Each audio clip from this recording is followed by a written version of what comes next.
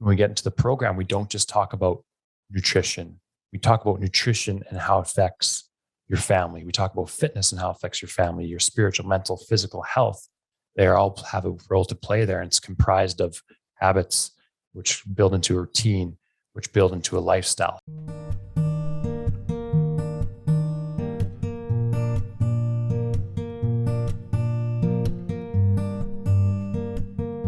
Today, we're going to be talking about 3 actionable steps you can take to improve your nutrition. So I'm going to keep it simple. We'll talk about some simple things because I know it's very tempting when you want to work on nutrition to overhaul everything all at once because that seems fun and exciting. But that's also when we get into trouble of it getting too complex. So we're going to talk about 3 easy things that you can do. I shouldn't say easy. 3 simple things that you can do. It's easy if you learn them consistently, or if you learn to do them consistently and have good follow through. And if you can do that, you are well on your way to having pretty solid nutrition. So I'm just going to start. Number 1, we call it the plate method, but I'm going to talk specifically about the vegetable part of it. So number 1 is veggies. There's no way around it. If you want to have good nutrition, you need to eat some vegetables. Would you agree? Yes, it is hard to do. I mean, know. To add a little comment to this, sometimes when I know I need vegetables, and I don't have anything prepared, I'll literally go into the spinach bag. My hands are clean. Just grab a whole handful of spinach and just like 2 handfuls, just because I know I need it. And that's okay. You can do that sometimes. Yeah. So if you're not as willing as Matt is to just like shove things in your mouth for the sake of getting in your nutrients, the plate method is just, if you have your plate, imagine your nice round plate. Half of it is veggies, a quarter of it is protein, and a quarter of it is starches, complex carbs, let's say. So if you can every day ensure that half your plate is veggies, you're going to be good to go. Oftentimes what I hear is like, Jilisa, I hate vegetables at breakfast. And I'd be like, listen, you and me both. So I know that breakfast is probably the hardest time to get veggies in. And if you're just like, I can't stomach vegetables at breakfast, I just say, that's fine. Just make sure you include some veggies in a snack throughout the day. And then at least we know you're getting vegetables 3 times a day. So that could look like a salad at lunch, maybe some cooked vegetables at supper, and some fresh veggies for a snack. Or if you're like Matt, just get that spinach right on in. We're having a little bit of technical difficulties here because we have mics side by side. Oh. So we have to put our Princess Leia headphones on. Tom, you want to take it away for a little bit here? Yeah, you can do my second point, which was committing 1 hour a week to meal prep. And I know you're good at meal prepping, so you can talk about that. Okay. I was going to add on to your, like, if you don't feel like veggies are, a good, or you don't feel like they're a breakfast thing. Sometimes fruits can be a part of that as well. I think, they are, not this exact same as vegetables. They both have different properties, but quite often it's like, okay, if you think, veggies aren't a go-to at breakfast, let's try to get some fruit at breakfast, an apple, an orange, a banana, or something like that. And then maybe you get your veggies at lunch and supper sort of thing. You can always go that route too. But yeah, for meal prep, committing, you said roughly an hour each week, kind of the go-to. I guess that would need, part of it could be grocery shopping, unless you take, sometimes grocery shopping can go an hour, but so let's think of an hour of meal prepping outside of grocery shopping is what I would say. Because quite often you buying the stuff is step 1, of course, but then you got to actually get home and somewhat prepare it. So commit an hour to meal prepping outside of just grocery shopping. And then quite often what Darby and I have done for a little while is just like, it's kind of boring, but it works. Like every Tuesday is the same. Every Wednesday, and not for lunch necessarily, but the suppers are almost always the same, more or less throughout the week. Like Monday's the same, Tuesday's the same, Wednesday's the same. So we tried that for a while. And then you make enough at supper, this is our plan anyway. We make enough at supper to have lunch the next day. So you're kind of always having leftovers, which is really good for me personally, because I'm almost always running and on the go from one thing to the next. I just want to be able to throw something in the microwave at lunch and get a move on. That's what's worked for us. I know a lot of different people you'll meal prep a lot differently. Maybe you'll like prep everything on Sunday for the whole week, and you'll have your lunches and your suppers, and they just, are in the freezer or something like that. Some people that works really well.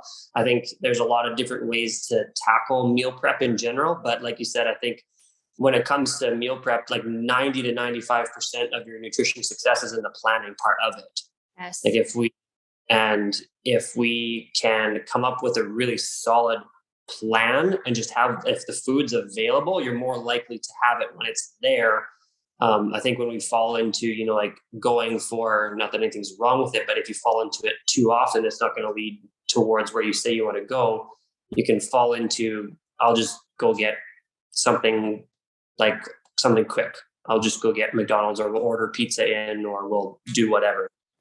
But if you actually have it prepped and the food's there, obviously you're going to be way more likely to actually eat the things that you have prepared, that you were cognizant of when you were kind of going through that whole planning phase. 100%. Yeah. I think that's the key to being like between what you say you want and what you're willing to do to get there. And it's often like, okay, I want to eat really healthy and this all sounds great, but then it's like, okay, but are you able and willing to actually spend the time to get the healthy food made? So I always think, or start with, if you're able to commit an hour a week, that's a good chunk of time that you can plan and prep for your week ahead. So I think, yeah, you explained that very well. Awesome. Okay. Number 3, this kind of goes into number 2, but I think it deserves its own point, is pre-planning all your proteins for the day. Mm-hmm. So we've talked about this lots of times, but protein is always an area that I think that people can improve upon. Probably most often because it's the most challenging to just find. Whereas like, let's say carbs, like you can easily pick up a fruit or, baby carrots. That doesn't take any time or energy. There are lots of, healthy carbs, healthy fats that you can get without prepping, but protein is challenging to get enough in without, if you're not planning or thinking ahead. So number 3 is to plan your proteins the night before. So that might be as simple as remembering to take something out of the freezer in the morning. It might mean like, going back to number 2, it might mean prepping like 100 meatballs and making sure you have 100, however many you want, but, prepping ahead so that that you have those proteins available to take out of the freezer in the morning. So when you come home after work and you don't have time, you have something there. So I think just ensuring that protein is an important part of each day, breakfast, lunch, and supper, and snacks. Yeah. So those are my 3. I would like to have an honorable mention, number 4. But this doesn't. A bonus point is just drink more water. Like, I think as a whole, we are a dehydrated bunch of people. So I think most people can just do with a lot more water. Set a goal. If you're a female, between 2 and 3. If you're a guy, maybe between 3 and 4 liters. That's not a rule, but just generally speaking. And I think that makes the world of difference for a lot of people. Do you have anything to add? Yeah, I guess it's about having keystone habits, right? Like there's so many habits we could talk about in terms of nutrition, exercise, mindset, but there are ones that when you apply them, they tend to move everything else. So if you think about it, if you eat more vegetables and more protein, it's going to leave less room for, like, let's say you tend to overeat carbohydrates because they're really tasty. Yeah. and they don't tend to fill you up as fast. But if you get those micronutrients and heavier things like protein, you're less likely to eat a lot. So it kind of takes a lot care of a lot of things. And then drinking water, same thing, it fills you up a bit. And then the prepping, it, like you're saying, Tom, it prevents you from maybe eating less than ideal foods on the good, better, best, right? We're thinking good, better, best here.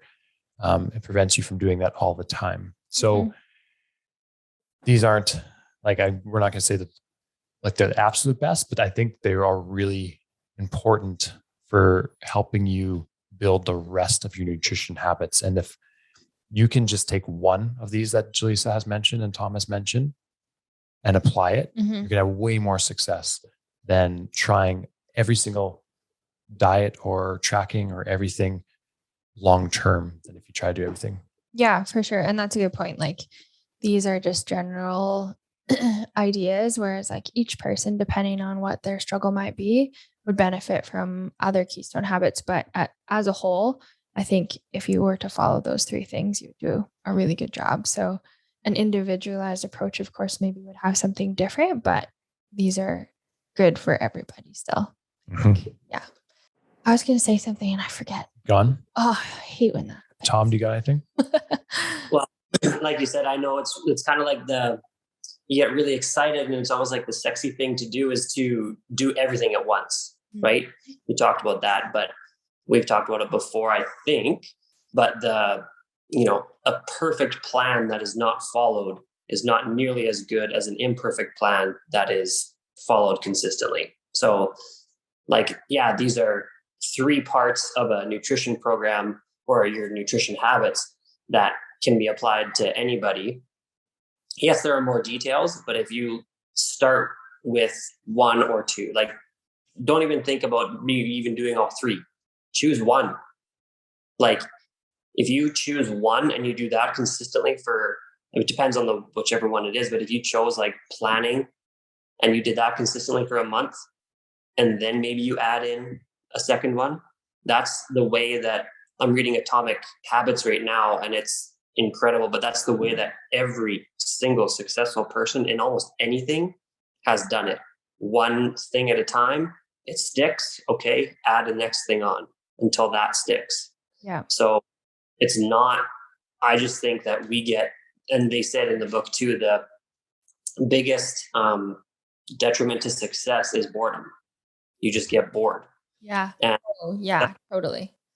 People are the people that can just get through doing the mundane, boring things week in, day out. And I know it's not, you can do things to spice up what you're eating in your meals, of course, but there's still these foundational things that need to happen in order to get to where you say you want to go. Yep. So. Yeah, I think that's such a good example. Like I know when I coach, and probably you guys too, of like our goal is always for our clients to be around 80% success rate with the habits that we give. And I always tell my clients, or like at the end of when I onboard clients, our first session, I often hear like, wait, that's it? And I kind of giggle and it's like, yes. And if you can prove to me you can consistently do this for 80% of the time, then we will add more. But please be patient, as opposed to like, I think the expectation is always like you start something new and it's like 75 different things and you have to do it all every day perfectly. But as we all know, that gets so overwhelming and rarely does it last for longer than a couple of weeks. So the complete opposite approach is like, having less of a challenge, but doing a better job at it more consistently is 99% of the time more effective. So yeah, I think I think you nailed it, Tom, with what that atomic habits, is that it? Yeah. What they say in there. Sure. Yep. I had a thought as you're talking there. Does that mean you weren't listening to me? I was listening. It was such a good thought. So as you're mentioning in our health mentorship program, we help people build habits and we start small. Mm-hmm. If you look at what habits are, they're a breakdown of a routine. So you think of a nutrition routine, right? Like thinking of your whole day as your nutrition routine, your regimen. You start by building little habits into there. right? So you get a habit, you're consistent 80%, that becomes adopted into your nutrition routine / regimen. And then once that is like built out to its fullest and you're consistent, it becomes a part of who you are. So basically it's a lifestyle. And I think what happens is people, they skip those steps like we're talking about, right? They go right from 0 to 60, saying they haven't built any habits, and they go right into being that person, this lifestyle which is unsustainable because you haven't let other areas, for those that can't see, I'm doing a lot of hand movements here. You don't let other areas of important areas of your life adapt around it. And it's really important. And that's why we don't just, when we get into the program, we don't just talk about nutrition. We talk about nutrition and how it affects your family. We talk about fitness and how it affects your family, your spiritual, mental, physical health. They all have a role to play there. And it's comprised of habits, which build into a routine, which build into a lifestyle. So as an example, quick example, think of a morning routine. A lot of people know, or they've heard how beneficial a morning routine can be, which leads to success in a lot of different areas of your life. But you don't have to have a huge morning routine to start. Just start by drinking that cup of water, like you mentioned, Jilisa, that bonus Keystone habit for nutrition. Then once you're consistent with that, you add on top until maybe a year from now, you have a 2-hour morning routine that helps dictate the success of the rest of your day.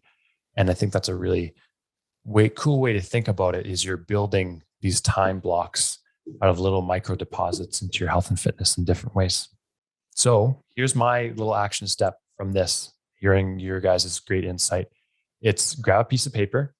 And if you want something a little more legit, just send us a message. Grab a piece of paper, put Sunday to Saturday for 4 weeks. So maybe you have 4 pieces of paper. Then underneath, at the start of the week, you're going to put under the column, say week 1, you're going to put 2 to 3 habits that you want to be 80% successful at. So every day, underneath each day, you're going to check off if you did that habit. And it might seem small, like Jilisa said, but it will accumulate. Once you've been consistent, that's what I found for most people I work with. If you can get consistent 3 weeks at 75%, then add another habit. Yeah. Because the other one's just going to be habitual from there. And do that for 4 weeks. If you want something more legit, we've created something for this that you can track. Yeah, it's pretty. Yep. We could put that in the comments, eh? The 30-day tracker. Yeah, absolutely. Yeah, so I'll post in the description. I'll say, hey, comment below if you want the 30-day tracker, and we'll send you a private message for you there.